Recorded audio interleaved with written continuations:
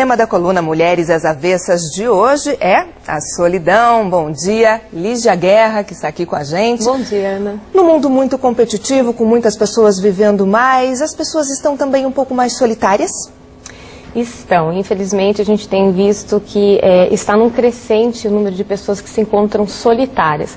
Embora eu acho bem importante nós definirmos a diferença hoje que a psicologia estuda a fundo entre solidão e solitude, né? A solidão, ela traz algumas características de ansiedade, depressão. Já a solitude pode ser uma opção até bastante saudável. É a diferença de você estar só e bem e estar só triste. Seria isso? A solitude, por exemplo, você pode ser casado, ter uma família grande e optar por ficar, de repente, nesse processo por algum período. Já a solidão, você também pode ter uma família grande, pode morar sozinha, mas isso traz a depressão associada, disfunção social. Nós vamos ouvir algumas pessoas nas ruas e olha só. Eu que só tenho um filho, vou criar ele, mas com certeza um dia ele vai bater asa e vai voar, né? E aí, fazer o que para não se sentir abandonado? Aí é a questão, né? Não tem como eu te responder.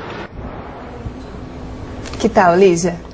Interessante, porque hoje a depressão do ninho vazio, que é comum, é o maior medo hoje da mulher. Eu acho que se você conseguir nutrir, alimentar amizades, ter um ciclo social bacana, independente de o filho estar ou não em casa, vai trazer uma saúde mental para você.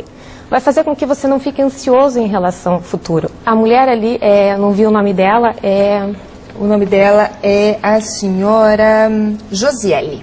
O que eu tenho para dizer para a Josiele é que ela nutra as amizades dela, que ela participe de grupos sociais e que ela consiga se sentir útil na sociedade, que ela possa estar participando, de repente, de trabalhos de voluntariado. Até porque ela comentou que ela tem um filho só, mas isso independe. Se ela tivesse 3, 4 filhos, eles também um dia vão voar, como ela falou, né? É interessante isso que você está colocando, Ana. Eu atendi uma paciente que ela tem 3 filhos, cada um mora em um continente.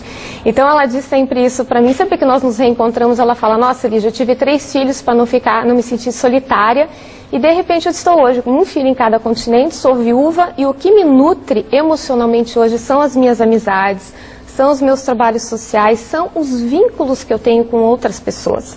Porque óbvio que ter família é muito bacana, mas nem sempre os filhos vão ter o tempo disponível para estar convivendo com os pais na necessidade que esses pais têm de tempo e de dedicação a eles. Agora vamos escutar o que a dona Terezinha falou.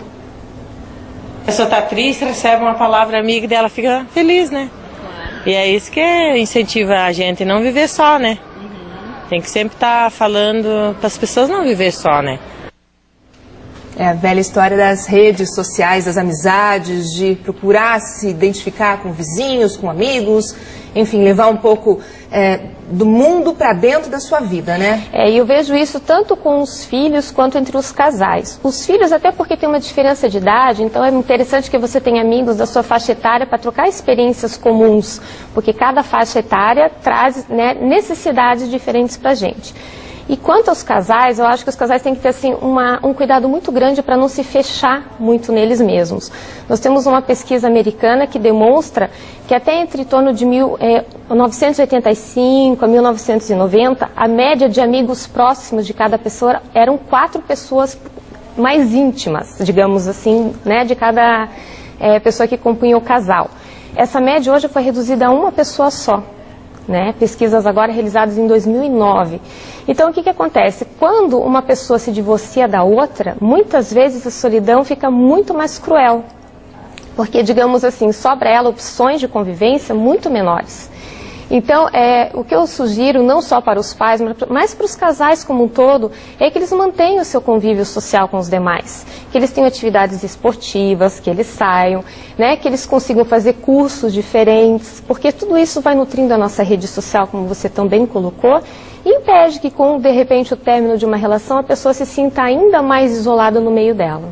Mais forte, inclusive, para aguentar a tristeza de uma separação. Mais forte, isso, né? Muito mais saudável emocionalmente e com apoio não só da família, mas dos amigos, porque isso faz muita diferença no momento desse. Vamos escutar então a dona Creuza Trevisan. O importante é você estar feliz, entendeu? Desde que você está sozinho e está feliz, isso que é importante. Isso é um ponto legal, né? Porque a gente fala muito da solidão, mas o estar sozinha também é muito gostoso, pode ser muito proveitoso, um momento de reflexão, de você sabe, curtir você mesma e repensar a vida, tudo isso, não é? É verdade, Ana. E você sabe que muitas vezes a pessoa é casada e ela vive uma solidão a dois. Os silêncios dentro de casa ficam gigantescos. Casais que beiram crises conjugais sabem muito bem do que eu estou falando.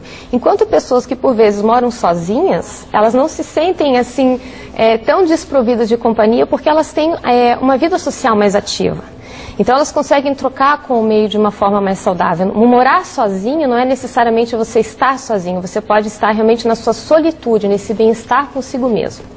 E temos também a Ana Isabela que falou pra gente.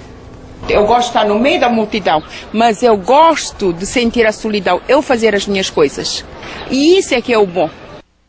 É mais ou menos o que eu disse, lindo. né? E na medida que a gente está bem com a gente mesmo, nós temos condições de fazer as outras pessoas felizes. Existe uma expectativa muito grande que os outros nos façam felizes e preencham o nosso vazio emocional. E isso é um equívoco. Se nós não estivermos em equilíbrio com nós mesmos, inevitavelmente a gente não vai estar bem no convívio com as demais pessoas. Lígia, muito obrigada. Obrigada a você, Belas Ana. dicas. Obrigada, uma ótima semana para você. Uma ótima semana.